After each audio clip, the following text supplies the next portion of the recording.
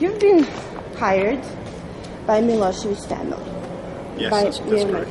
Would you please tell us more about it? I was, a few months ago, beginning of the year, I was asked by Mira Marković and her son to investigate the death of her husband, President Milošević, and to try and determine actually how he died. And depending on what we found out, what we could do about that. So I met with her in Moscow in February, March of this year, and spoke to her son to get instructions. At the same time, we met with the Russian cardiologist at the Heart Institute in Moscow, who explained exactly how President Milošević died. And it was quite clear to him that he died of a heart attack, and that the cause of the heart attack was an anomaly in his heart which wasn't really serious if it had been treated, cared for beforehand, and that the tribunal had refused to treat him properly. That they should have been aware, and they were aware, that there was a problem with his heart. And that normal doctors would have insisted he be further checked out. They would have found this problem. And it could have been repaired within a day. He could have been in and out of a hospital in 1 day. 1 or 2 days he would have been in and out. And that would have cured the problem. It was just a physical problem. Do you know the name of the anomaly? I'm not sure if I'm spelling it correctly. Stent. Stent, yes. There was a blockage. There was a narrowing of one of the arteries in the left ventricle, I believe. And on top of that, he had some arteriosclerosis near there also. If his blood pressure increases because of anxiety or other condition, the blood could not get through quickly enough, and it would back up and cause a heart attack. That physical thing he probably had all his life. It could have been removed very, very quickly and very simply. It was a complicated surgery. And he said an EEG would have, the EEGs they took would have shown, if they had taken an EEG, electrocardiogram, they would have detected there was something wrong, and then checked, done a scan, and they would have seen that physical, and they could have just dealt with it quickly. But they refused, in his view, they deliberately refused to allow him to be further checked out, not caring whether he was going to die or not. And in my view, when anybody withholds what we call the necessities of life, or withholds, say, medical treatment which could lead to death, and it's a deliberate decision, that's murder. Yes. Let me ask you something. Is there something new that we don't know already about? Did the Russian experts told you something that was hidden or not told or not reported? No, I mean, there is a concern about... Just a little bit direct. Why now? Why did they hire you at this time? Why not before? Why not later? That's a good question. It appeared to me that it was just a matter of Madame Marković being distressed and not knowing what to do, and feeling that there was not much to be done. Perhaps psychologically she felt stronger now and able to try and do something.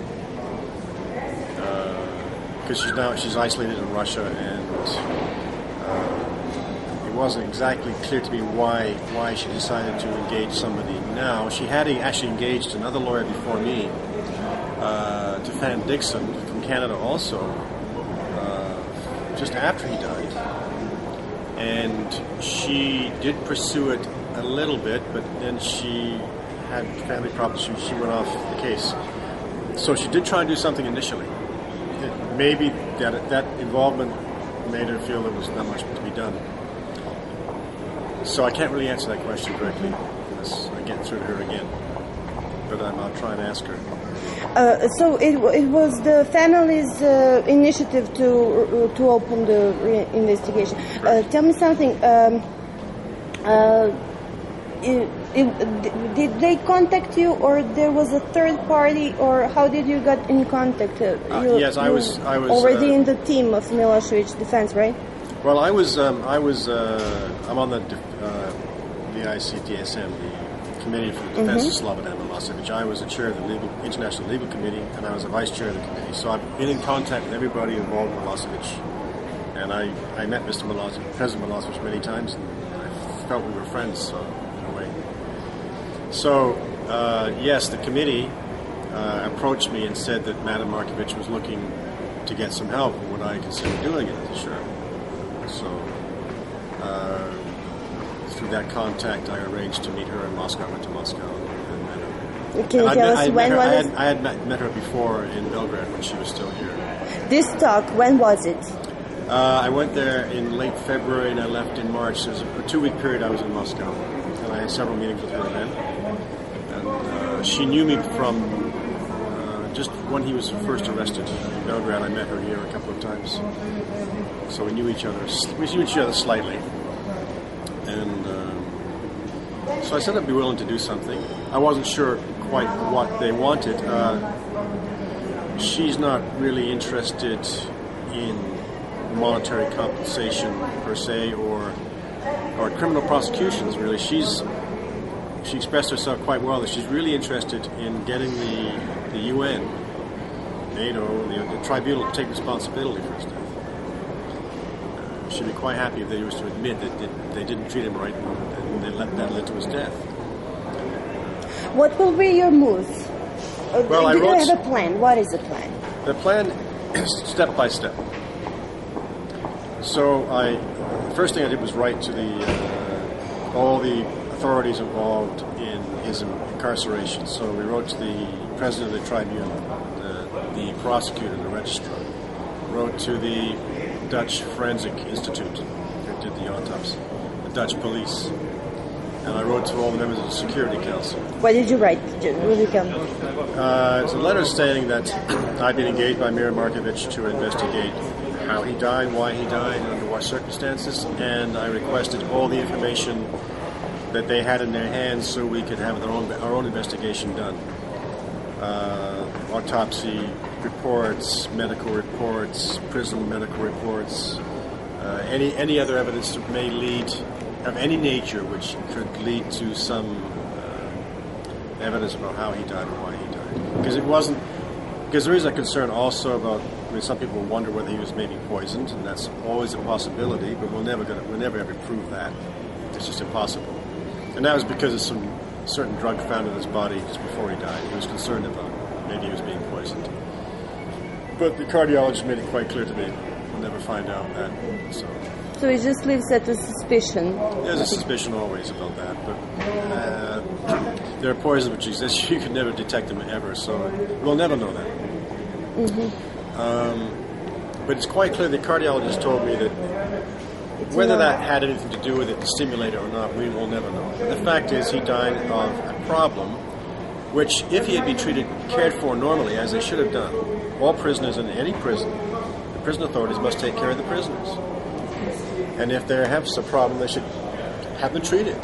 They deliberately refused the treatment offered by Russia and by outside doctors, even in the Netherlands. And by refusing that treatment, they must have known that there was something happening with him which could be fatal, and they just didn't care.